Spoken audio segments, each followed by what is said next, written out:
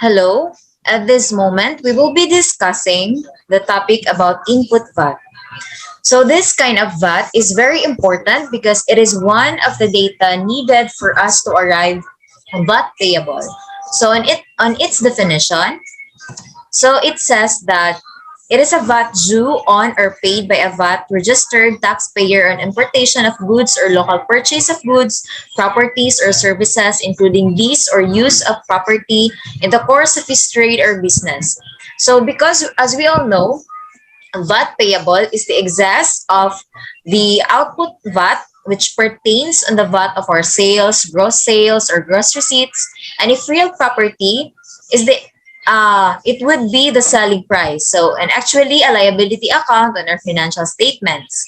And also, input VAT, which is also known as the VAT of the purchases. So, VAT payable is the excess of the output VAT rather minus the input VAT. So, of course, last time we have already discussed with you the characteristics of VAT. And one of its characteristics is VAT is a credit invoice method, which means the one that we remitted or that's being remitted by the seller to the BIR. So it is actually the excess between the output VAT and input VAT. And for us to fully understand input VAT, we should know where it will be taken or what are the sources of this input VAT.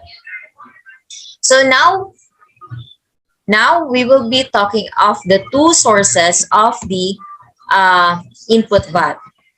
So namely, local purchases of goods or services and the acquisition of capital goods. So let's first focus on the first source. So the local purchase of goods and services.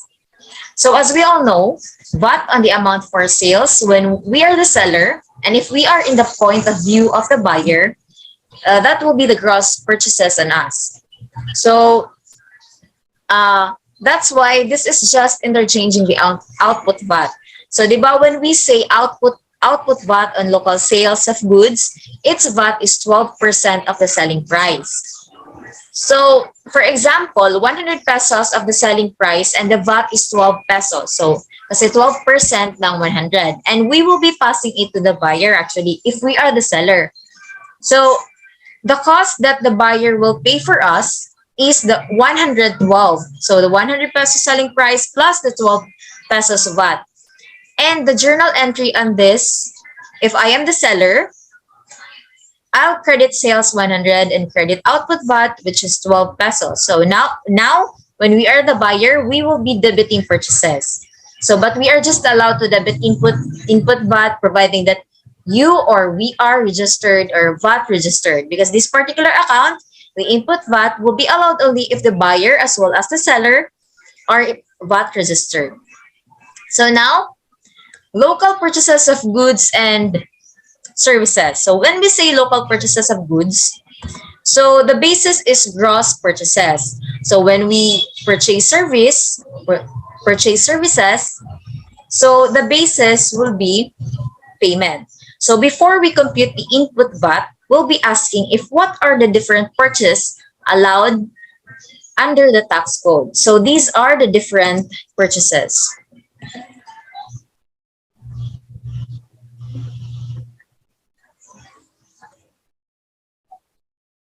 So first, it must pertain to input VAT of goods for sale. So of course, it's business related, so it's goods for sale. So next, we can include VAT on goods for conversion into finished products, meaning raw materials.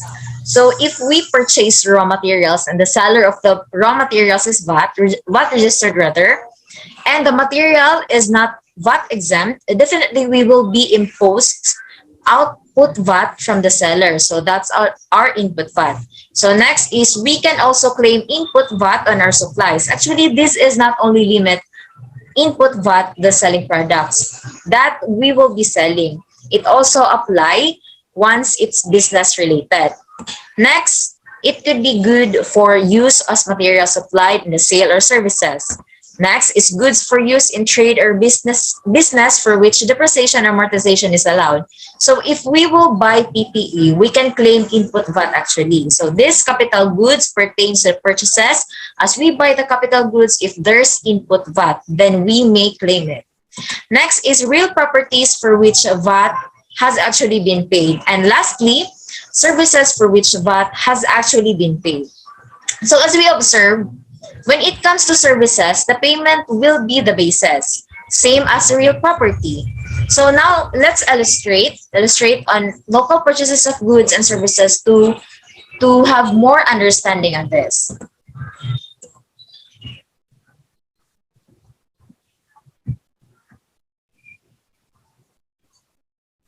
So the problem stated that Kasangkapan Corporation, a VAT registered dealer of appliances, provided the following data for the last quarter. So the sales is 5.6 M purchases, which is the net input tax. So probably there's still low VAT on that 3.5 M, and then deferred input VAT of 30,000. So the sales is 5.6 M per. I mean, the question is, how much is the VAT payable for the fourth quarter? So we'll start for the output VAT, which is 5.6. So this is the solution. So we can multiply it to 5.6. I mean 5.6 multiplied to 3 over 28. So the result is 600,000, or times 12 over 12, which is the 12%, the VAT here in the Philippines, over 112, or divide 1.12 divided by the 12%. So it will still be resulted to 600,000 pesos. So the output VAT is 600,000 pesos. However, we purchase in the amount of 3.5 M during this quarter. So since it's labeled as net, so such amount is not inclusive of the VAT. So we'll simply multiply 3.5 M by 12%, and that is 420,000. And we all know that the input VAT is deducted to the output VAT, or the excess of output VAT minus the input VAT. And that's why 600,000 less 420,000. But as what I have explained last time during our discussion regarding the characteristics of VAT, if the input VAT has greater value and doesn't came from export sale, it's not to be refunded. The only thing that we need to do is carry it over on the next quarters. And that is actually the third item here, the 30,000 pesos, which is given in the problem already. Deferred input VAT from the third quarter. So the excess is 150,000, meaning VAT is greater than the sold products, than the VAT from what we purchased. In that case, the excess of what we sell will be remitted to the BIR. So the VAT payable is 150,000. That's to be remitted to the BIR.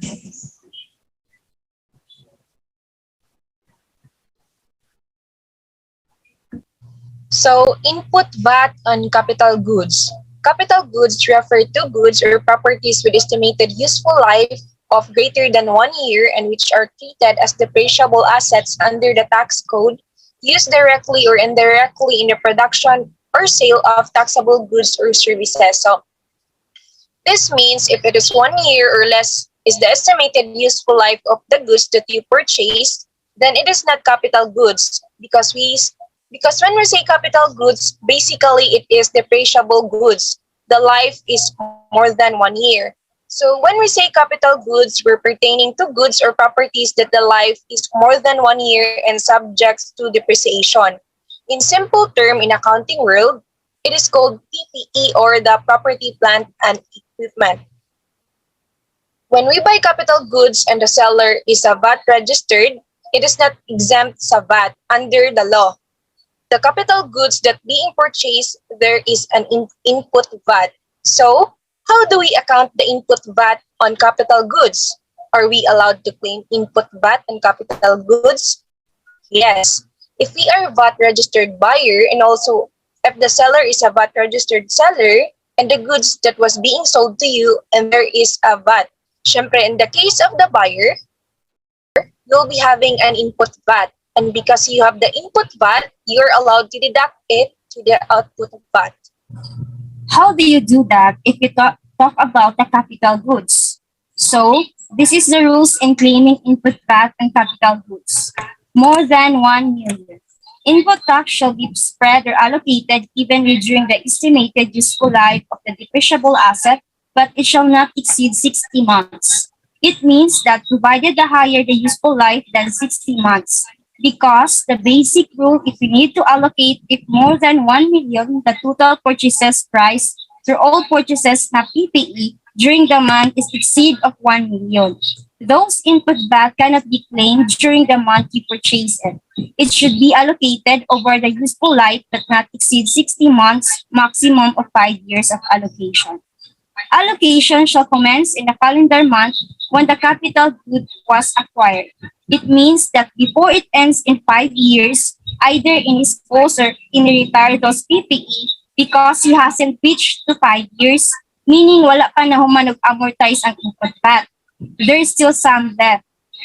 In this certain situation, how to proceed if there's leftover in the input VAT? The answer is, it is entitled to claim because what you bought is what you paid for. Input VAT, so you should be able to deduct it to output VAT if it must happen.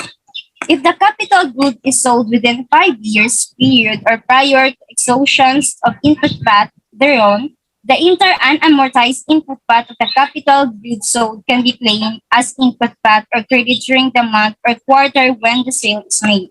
For instance, 4 years already, so there's something left 1 year na naaking nabili na input VAT para pang next year. The remaining input VAT should be allocated for the following year. Pwede na siya maklaim. If the life of capital goods or discoverable asset is not more than 1 year or 12 months, the asset is not treated as capital goods subject to depreciation. Hence, allocation of input VAT shall not applicable. The total amount of input VAT shall be claimed on the month of acquisition. To summarize, when we buy PPE, we need to know how much the total has been purchased during the month. If exceeded to 1 million, exclusively of the VAT. That VAT should be allocated over the useful life of PPE, but it not must exceed 60 months. If it has allocated to input VAT, then suddenly PPE dinisposed or retire before it ends to 5 years period. Or in short, if it is not over yet, it can be claimed that input VAT. Because you are not done amortizing, you must claim all unclaimed input VAT at the time of disposal. However, if the value of capital goods we purchase are not exceed 1 million in 1 month, in this case, we are not required. We don't need to amortize the input VAT. We can claim it right away during the month of purchase or quarterly. Not more than 1 million. Input tax is not allocated. The total amount of input VAT shall be treated as tax credit against output VAT in the month of acquisition.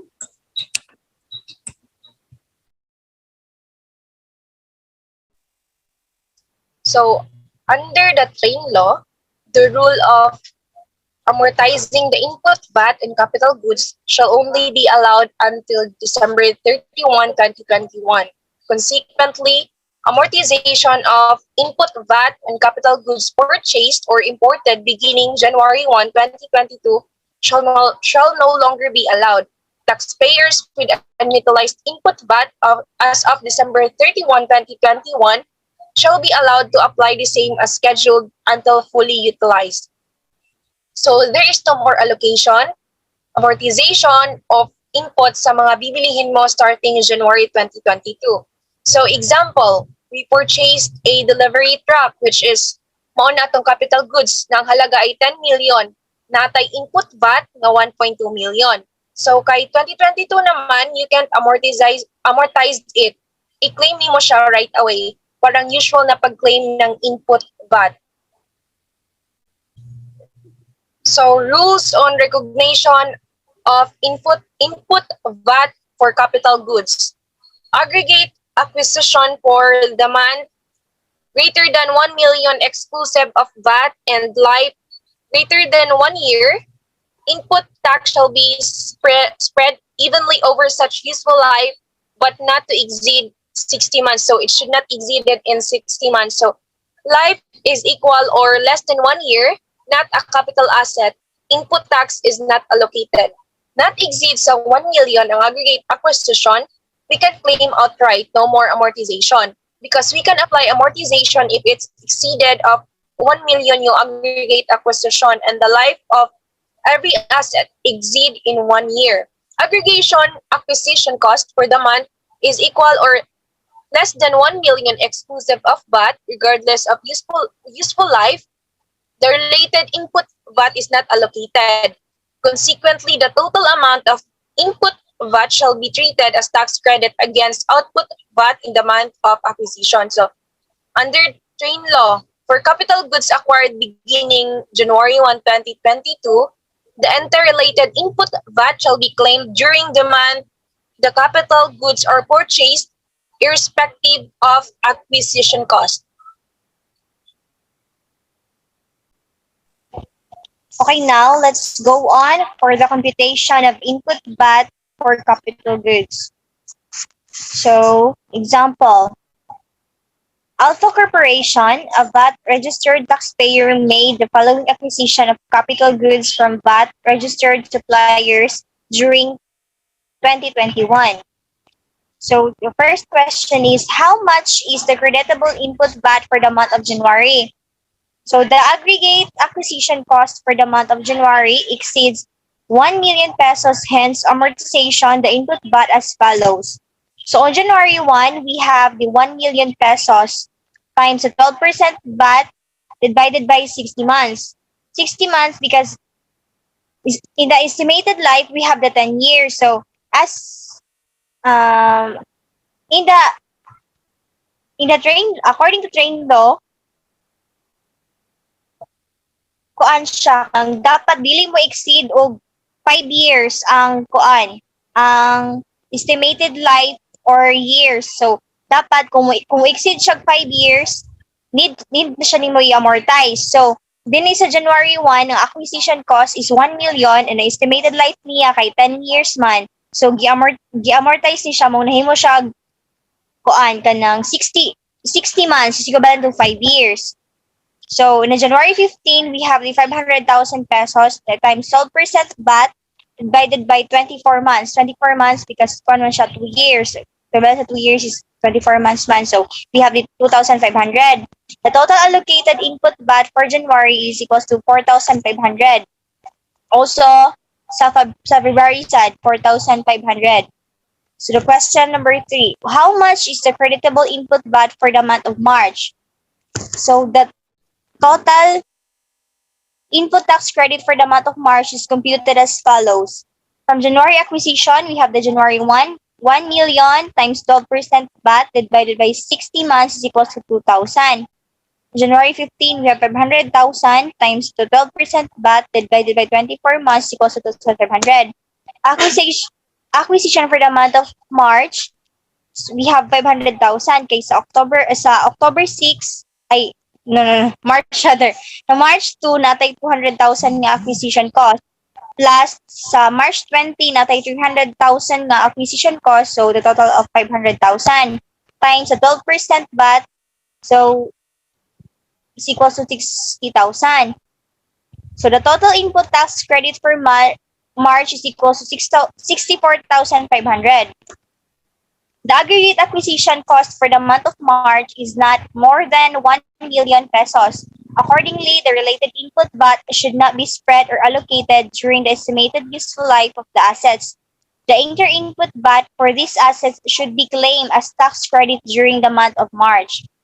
So, next is how much is the creditable input VAT for the month of April?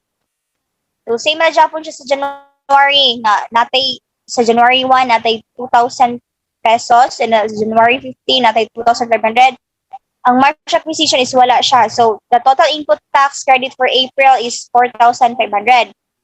The last one is, how much is the creditable input VAT for the month of October? So, same way dyan po sa January, nga natay 2000, sa January 1, natay 2,000 pesos, sa January 15, at 2,500.